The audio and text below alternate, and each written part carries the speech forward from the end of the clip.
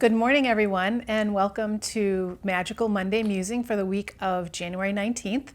Welcome back, and you'll see, I just want to say up front that we're experimenting with some different set options, and my husband Steve is now videotaping these segments, so you're going to see from week to week it's going to look a little bit different as we try some different editing effects and different shots for you. So hope you have fun learning along with us. So far it's been great. Really appreciate again all the feedback that you've given and comments that you've shared from last week where we were working with the threes, the Three of Wands, and with the fulfillment card from the Wildwood deck. And before we plunge into this week, I did want to just again recap a little bit about last week, and curious what your experiences were. I know for myself it was, I found myself going back to a couple of different pieces from within this book,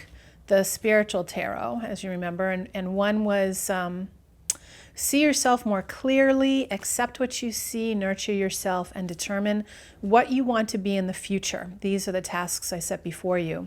So I'll just share a little bit about process, because I think that can be one of the real pieces from this, going to maybe something that you listen to on Monday to something that you keep with you and work throughout the week. So it really becomes an alive and powerful process of evolution for you. So one of the things that I found myself doing was journaling about what really jumped out at me each day. And I do a particular process of writing where I really do work with the energy of the cards. And so another aspect that I found myself writing about and really thinking about was remind yourself of your successes and transfer that confidence to whatever you are currently engaged in.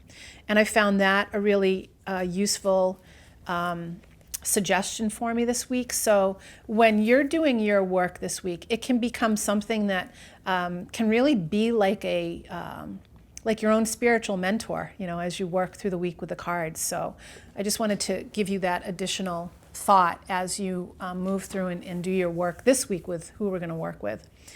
So I invite you now to take a minute with me to just, we're going to do a little meditation to center in and call in everyone in spirit that works with us, so that I can be a channel for you today and really tune into those of you that are watching, so that I can direct the comments and whatever is going to come from our cards, and really try to hone in more and more on you specifically. So I was saying to one of my students this week that I kind of feel like it's romper room. The fire is popping there, so if you hear that, that's what that sound is, if you see me flinch a little bit. Kind of like romper room, because there are people that I can sense need to hear certain things, so it's getting more and more sort of like personal consultations in and around the card reading. So that's part of the fun of how spontaneous this can all be for us, and how much more valuable I hope to make this for you too. So at this time, I just invite you to close your eyes, if you feel comfortable with that, and allowing yourself to take a couple of deep breaths in and out.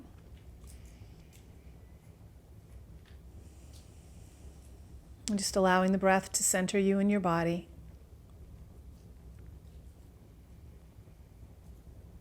Bringing your awareness to the breath as it moves in and out, as the lungs rise and fall.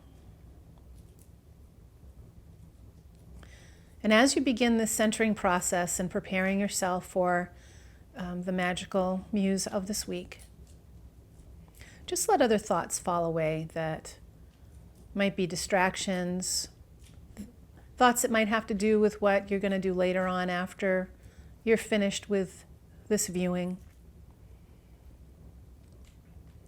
Just allowing yourself to come to a place of peace inside.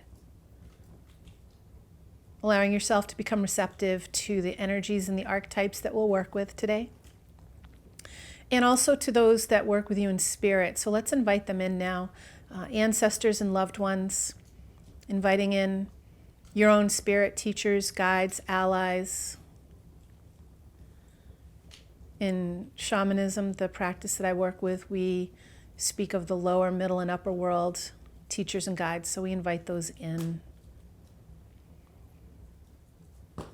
Inviting in what would be the very best message for us to hear this week to help us as we work our soul paths. And so I invite you to come back now and open your eyes as you feel ready. And I'm going to go ahead and just gently and quickly kind of shuffle here and ask what it is that we most need to work with this week. Okay, and I've already got this guy for us. So who is this? The Five of Vessels, Ecstasy. Okay. So this card, we get this every so often. I can remember a couple times in the recent past already. So I know for sure there are different interpretations with the two decks. So the Five of Vessels, Ecstasy, equates to the Five of Cups in the Rider-Waite tarot. So this is the Five of Cups, which personally, it's like a little smackdown, I can tell already. So, okay, people, the Five of Vessels, Ecstasy. All right, the meaning. The beat of the universal drum is heard in the soul, and it is healthy to surrender for a time to join the dance. Energy is renewed by bathing in the cosmic life force of exultant and sincere ecstasy. The reading points. Many avenues are open to the wanderer to commune intimately and ecstatically with great beauty, or to be intoxicated by an intensely personal connection to the divine. Music, meditation, art, love, dancing, or a profound sexual experience can inspire and induce the sacred trance of enlightening ecstasy. This powerful and euphoric awareness is utterly natural and a well-established aspect of shamanic traditions. States of ecstatic trance can sometimes be triggered by extreme physical exertion, or the understanding of the superficial consciousness so as to gain access to a deeper and more profound comprehension of everything. Sadly, the concept of spiritual ecstasy has been damaged by the common use of drugs that imitate, for a short time, the endorphin rush of an authentic and natural ecstasy. The ecstatic trance has been described as a delightful possession or a mysterious union with a timeless exuberance. The fusing of the spiritual being with a profound and loving universal mind, elevates the soul to the space between spaces, where poetry breathes through you, and exaltation and stillfulness effortlessly coexist. So that's our Wildwood interpretation for the Five of Vessels, or ecstasy, which is, as you'll see when we contrast these, a much more gentle way of looking at the card, or one that's a little more life-giving. So the Five of Cups has a completely different viewpoint than the Wildwood. So here we go. The key phrase is facing your fear of disappointment, which every time I get this, I cringe, because there are some things happening this week that I don't want to be disappointed about. I can tell you that right now. So hopefully you're not in that same boat, but in some way we collectively have chosen this card, so it's going to apply to us. Okay, Five of Cups. I'm so disappointed. My feelings were just not reciprocated, and I feel as if I've lost my chance for happiness. I guess I should try to salvage what I can, but I don't think I'm ready yet. No one knows better than I that we all need a period of grieving after loss. We can wallow in grief and self-pity, which I sometimes think feels rather good, or we can use the time for emotional cleansing and letting go of unrealistic expectations. I represent both possibilities. I warn against doing too much or doing too little grieving over losses and disappointments. Look to those cups still standing. Take stock of your present alternatives. When you experience a sense of lost opportunity, revise your goals and priorities. Search within for your own values and follow their lead. Remember, you still have 2 cups left. Okay. I'm going to read a couple other bits for you. Like all 5s, the 5 of Cups represents an upset, in this case an emotional one. How will we handle it? 5s test us, sometimes bringing out the worst in us, but also helping us to activate the previous untapped strength and resolve found in the 2 standing cups, which I really resonate with that for us this week. This card reflects grief related to a real or perceived loss, including old wounds that continue to affect our present relationships. Now, I know for sure, some of you, this is true for. It's a chance to review how you're holding old wounds in regards to relationships.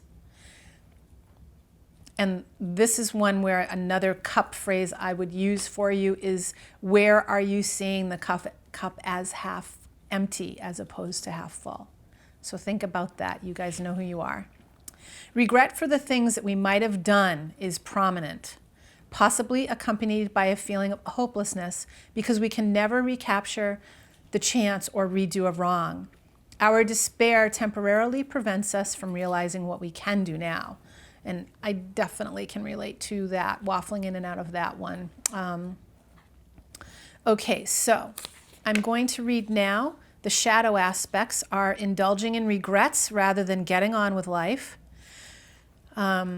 which this really speaks to also, that working with the aspects of our inner and male qualities. And maybe this week would be a good practice to invoke the masculine side, which is the one that that's the activating force within us.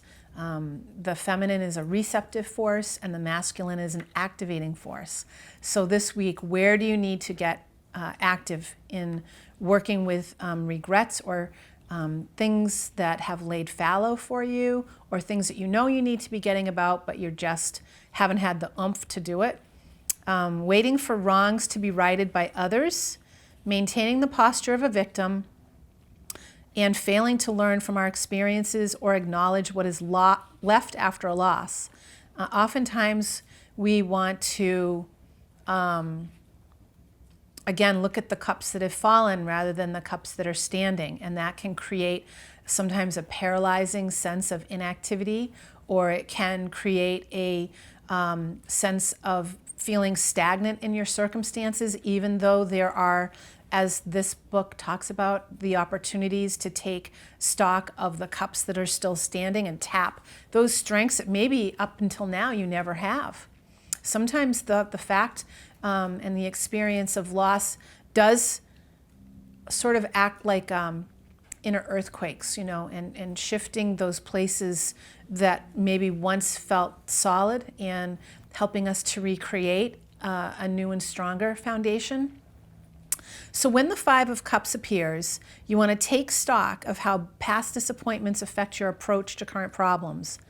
That's a big key in the D'Onofrio household this week. What can they teach you? And how can you apply what you learned to your present situation? So very true here. Oftentimes we will have human emotions come up that prevent us from taking the spiritual stock that can really help us come full circle when we experience a disappointment, or we just want to hurry up and get through it and not really glean the nuggets that are there for us, or we want to, especially as we work that spiral of life, if we come back around to something, an old wound that was painful, the last thing we want to do is sort of scrape off that scab and get into maybe another layer of learning or revealing, especially if we are afraid of revisiting something that we experienced the last time as painful. Where could we go back into this and look at it in a more neutral fashion, in a more balanced fashion, so that we are able to glean some wisdom rather than launch right back into the emotion of what we experienced in the past and sort of regurgitate that up and, wallow in the cauldron of that. So how could we approach this differently this week?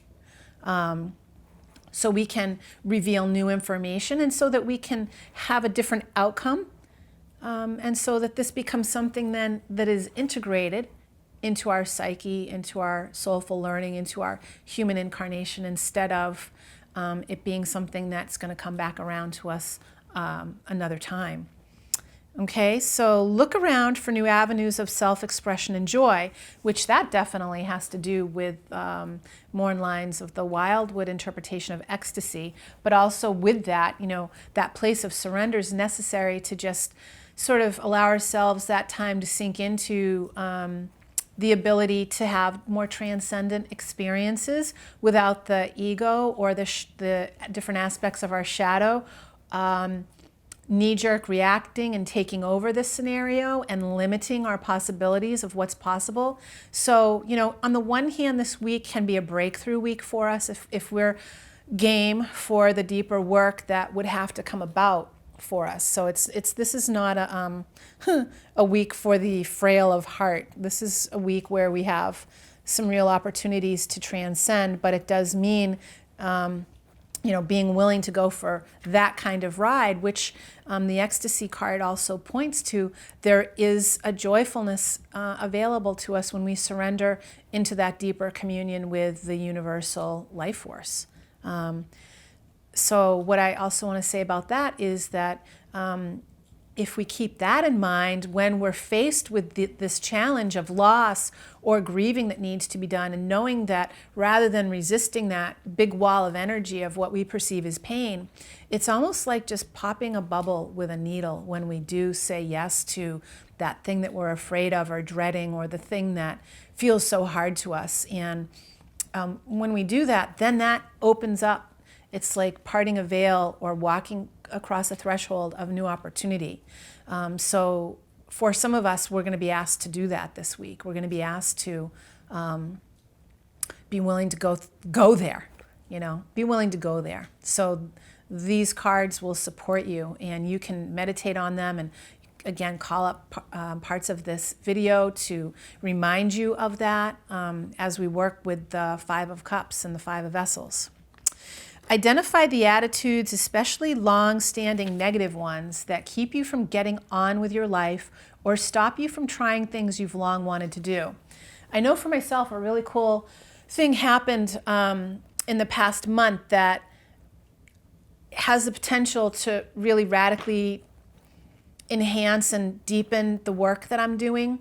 And I know that there's a learning curve and things I'm going to need to do with it that I can feel myself really wanting to do, but finding myself needing that little extra boost of motivation to take on the learning curve. But I'm really excited to share that with you in the coming weeks too, because it's really going to change how I do my private sessions and what I do in group work. It's working with essential oils in powerfully healing ways, and I'm really excited about that, but I can see this applying to me. So think about if you've invited something new into your life. It could be something small, but it could have the chance to really have seeds of transformation planted for you this week. So open your mind to what's happening in your life, or what you're inviting, and see if there's something here that applies with the vessels or the cups, the emotion.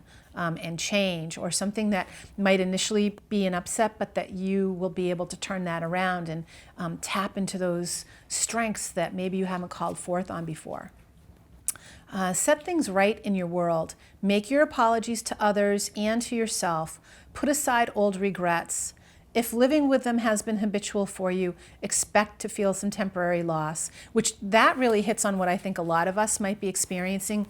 I keep talking about the fact that we're early into January, which is true. I mean, we're moving our way through it now, but what I find really cool about working with the cards so far this year is that each week we've been asked to let go in different ways and asked to focus in ways that will grow us. But the last heading that we just were listening to or working with has to do with the regret part. And so I think a lot of us are being asked to get real about our regrets, and ask yourself some questions when you journal this week or when you meditate about how is regret affecting my life?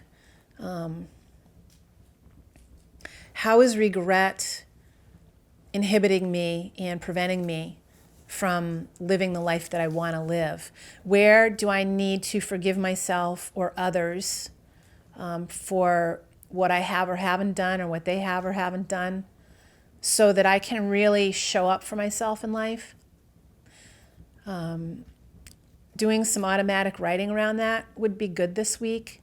And to me, when I have sort of that deeper work, although I haven't done it as much as I would like, getting outside can really be so helpful. Just being out in that atmosphere, you know, sort of the prana, that elevated atmosphere of healing and restoration. And if any of you live by a body of water, you know, especially like the ocean, a moving body of water, but even if it's a pond or even a stream, something that it hopefully isn't frozen so it can have some movement to it. Or if you can't find that, then find your feathered friends, because the wings, the movement of air, working with the element of air this week could also be good. You could work with the element of fire too, you know, burning up, bringing the active energy in this week. The cups and the vessels, because they represent emotions, correspond with the element of water. So I'm saying these things to you this week to help you to expand your practice and think about how you can integrate elements into your work this week. Whether it might be, you know, if there's anger or lethargy, if you're feeling stuck, then fire or water could be good for you. You know, if you need to kind of get your consciousness moving upward, or if you need to work with your intellect more to stimulate your thoughts, then you might try working with air, with feathers, incense, wings, things that take you up and out of yourself to help work with your crown or your third eye, the upper chakras of spiritual inspiration. So those are some tips that I would offer you to help you to get the energy moving, to help you with resolution, because this is definitely a week for resolution. And, you know, so now I'm tuning into you, and what I want to say specifically, what I am picking up is that some of you this week really have been wanting to do more for yourself, spiritually speaking, and it keeps getting lost in this undertow of everyday activities and like, I'll get to it, or what I feel is there's some people that are watching right now that have almost like a pain in your heart, and that an ache for the more. And part of the feeling of that is a pressure from what's happening in the world right now, to evolve, to grow, to let go, to lighten up. So you're feeling it sort of externally, but it may show up as something that feels like that old feeling inside of like hopelessness that was talked about in the readings, you know, of I want this, but it feels just too big for me. And I just can't figure out how I could possibly tackle something this big. I've wanted it, I've tried before, you know, when we talk about the spiral going around, I haven't really been able to grab that brass ring or make this want that I have a reality. Well, this week you have the Five of Cups to help you, and Ecstasy and the Five of Vessels to help you really make some progress, you know, get get the wheels, you know, turning with this a little bit. And so sitting in meditation, listening to this video or the places that really hit you about it, you know, working with consciously the regrets, calling them out on the carpet. I say invite them in for tea, and looking at them for real this week, and knowing that they want to be activated towards resolution, a new resolution for you. So see what you can do with that. It may be that you need to stretch that comfort zone and reach out to someone and talk about it.